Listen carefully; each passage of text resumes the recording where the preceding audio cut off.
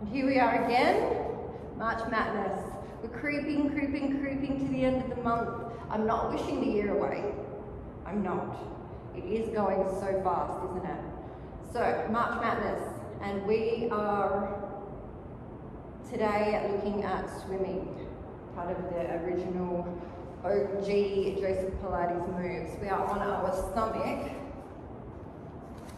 Okay, we have our arms long, legs long. The position is chest is off the ground. So let's just start with the arms. The arms is alternating, and you're not rocking through your chest like crazy. We've got our breast plate down and rocking here, okay? Then the legs is alternate legs, and you're not rocking through the hips. So we're going to go alternate arm and leg, then alternate arm and leg. Alternate, alternate. So the core of the body is staying still and down, and just your arms and legs are moving. Thighs off. Let's go faster, faster, faster, faster, faster, faster. 1, 2, 3. Have a rest. No. That is swimming. Whew, so good. I love being able to bring all of this to you through March.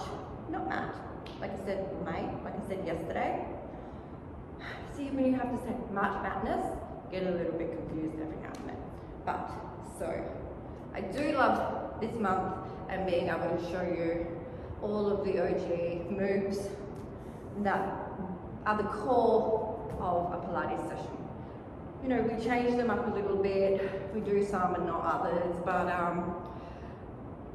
he was just so amazing in his ability to create moves that help our body become more aligned and work better. And if you don't have Pilates in your weekly schedule every week, do it. And as you know, I have it on demand.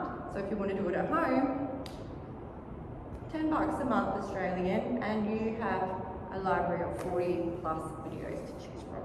But, excuse me for giving myself a plug. See you all tomorrow.